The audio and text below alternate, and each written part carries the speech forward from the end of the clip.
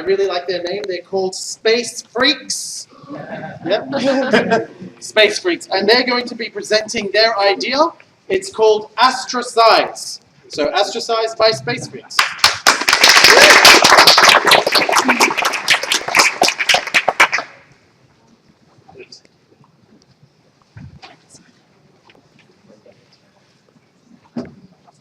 So, who loves exercise here? Anybody? Who's motivated to do exercise? Well, you guys were really predictable. So if you guys aren't motivated to do exercise on Earth, where you guys have a multitude of different exercise materials, different workout things, how do you expect astronauts on the International Space Station to do exercise, where they are confined in a tiny little box for years on end with the same workout equipment for 2 hours a day, and in particular, by themselves? So this is the problem we're looking at.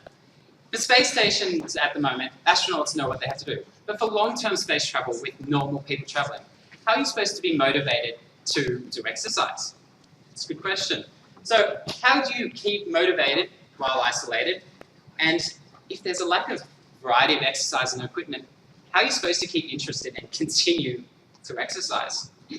So our solution is the Astrosize app by SpaceFreaks. There's a few parts to it. First of all, the fun social media aspect. As soon as you start an exercise, it tweets to your followers, all those people around the world, hopefully. And it informs them what's happening. They can tweet back at you. As soon as they tweet back at you, you get some helpful applause, knowing that people actually are enjoying you exercising up there, making it kind of fun. There's also competition via gamification, making it really fun and interesting, competing with others. There's also a variety of workouts. The main problem with the ISS at the moment is it's the same thing every single day. So we've done a daily workout, almost 2 a day, so that you can vary it up depending on what you want.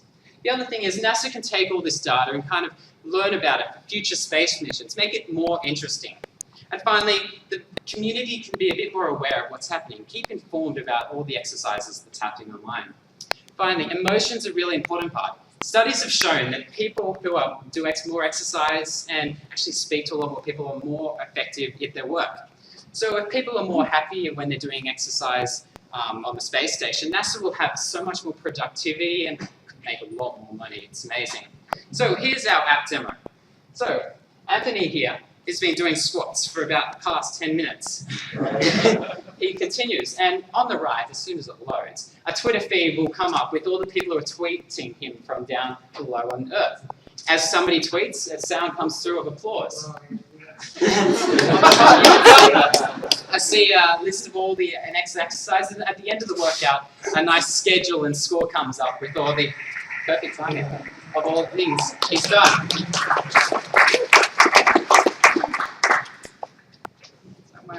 So our next solution, as soon as we find it, is... I'll continue. So our next solution is a workout bench. Would you mind having a look while I explain it? Is a workout bench. So people can strap themselves down onto this workout bench in space. They can continue working and using elastic straps connected to the wall. They can do exercises like swimming, something that you would never have thought you'd be able to do in space. It's really amazing, and things like rowing and VR can add to the experience. Finally, if you head to the final slide, we can look into the future. Currently, we have the app, we have the exercise material, but why don't we have an Olympics? Like, not just World Olympics, but compete with different galaxies even. Hopefully we get that. And finally, we can always bring it back to Earth. So in conclusion, next time you're traveling to Mars to see your grandkids, maybe in 20 years' time, just remember, Astrosize app will make it more fun, healthy, fit, and exciting to be on the journey.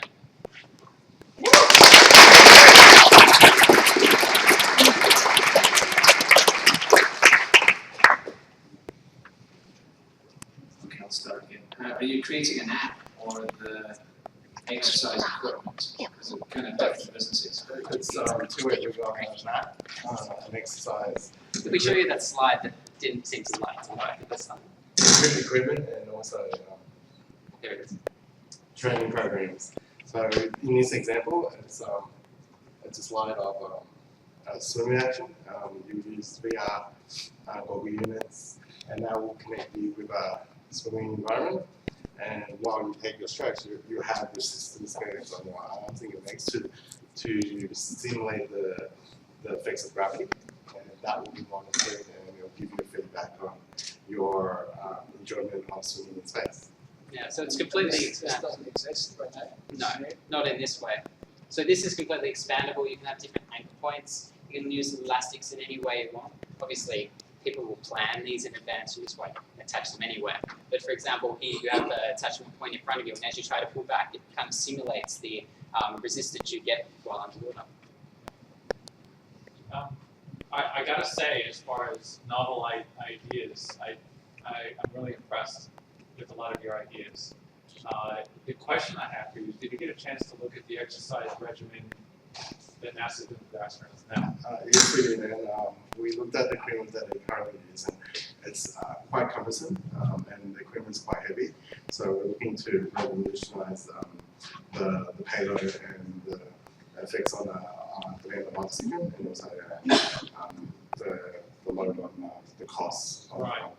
Sorry, the question I have is, I'm trying to piece together the social networking aspect that I think is quite interesting with the equipment and kind of where you want to take it in the future. Because I know trying to get something into space is a very hard problem, especially the ISS where everything's under control.